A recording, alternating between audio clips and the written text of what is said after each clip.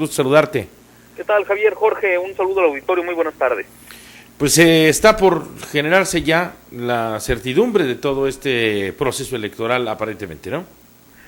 Sin duda, parecería que desde la presentación misma del dictamen al arranque de la sesión y después como han venido la discusión de los considerandos, estaremos teniendo ya finalmente un gobernador electo de manera ya indubitable, agotados todas las instancias legales en Veracruz, y de ahí tendremos que entrar pues a la nueva etapa, la etapa de transición y posteriormente de la integración del nuevo gobierno. Fernando, lo que está pasando en la sala superior con la forma de lo que explican los magistrados desechando algunos de los recursos interpuestos por Acción Nacional, ¿esperaba ser lógico de la manera que se viene desarrollando ahora la sesión? Yo creo que sí, Jorge, lo habíamos comentado en este mismo espacio. La cuestión de lo contencioso electoral es extremadamente especializado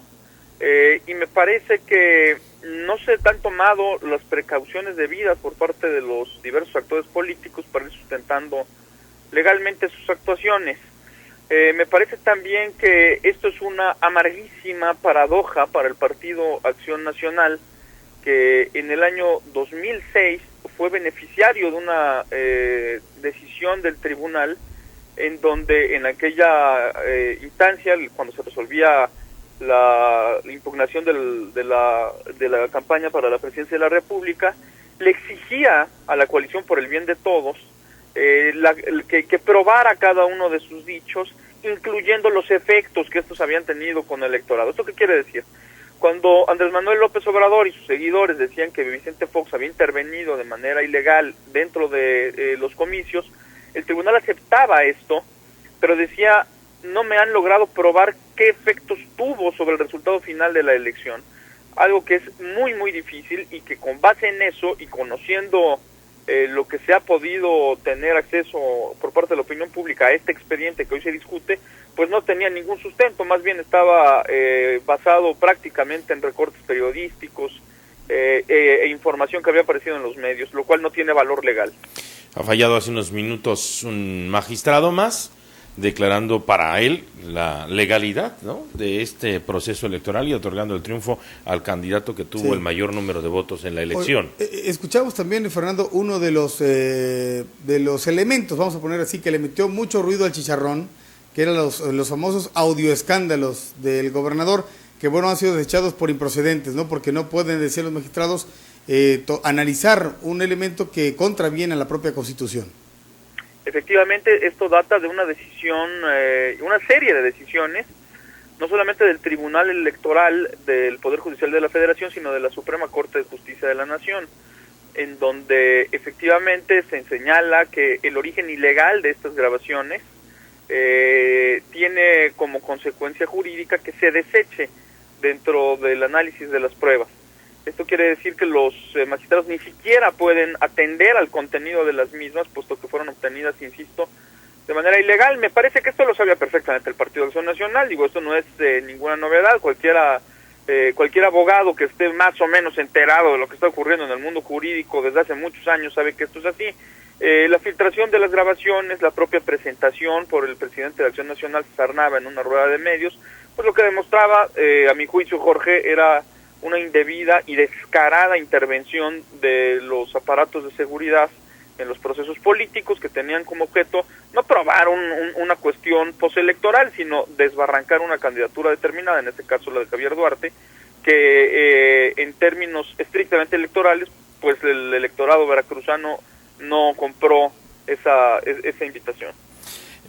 Fernando, ¿tiene malos abogados el Partido Acción Nacional o esta es una elección legal?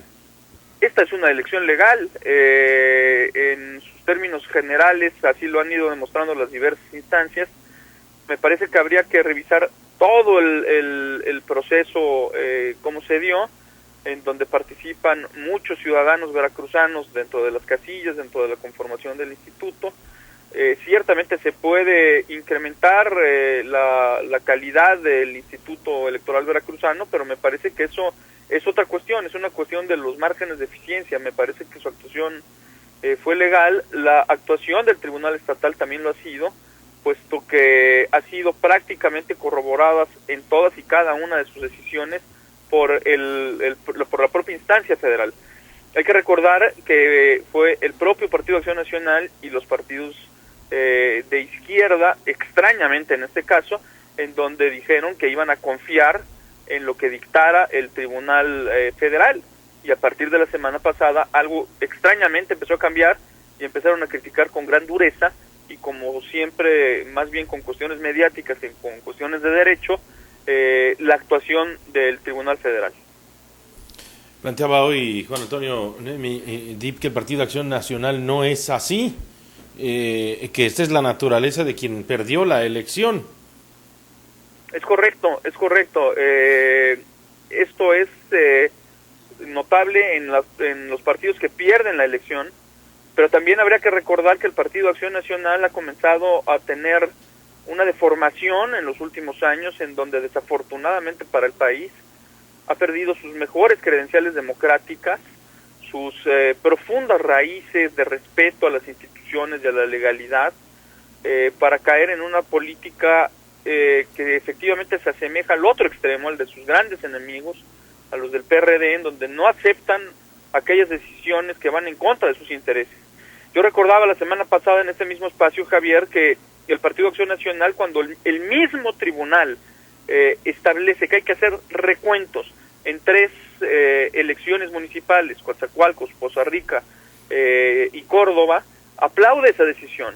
Pero cuando el mismo tribunal define que el Partido Revolucionario Institucional debe tener 29 diputados y por tanto tener la mayoría absoluta dentro del Congreso Estatal, entonces es un tribunal carente de ética para ellos y que no se basa en la legalidad. Entonces, esto lo que nos revela es que hay un doble discurso, hay una doble moral, y lo peor, algo que es muy peligroso en una situación social como la que está viviendo nuestro Estado, que es apostarle al encono, a la polarización y a la política de la discordia. Bien, sin embargo, una vez concluyendo esto, sí nos deja como motivo de análisis y de estudio algunas cuestiones importantes, como tú ya señalabas, el propio Instituto Electoral Veracruzano, su composición, su actuar, la necesidad de tratar de ser más transparentes en el proceder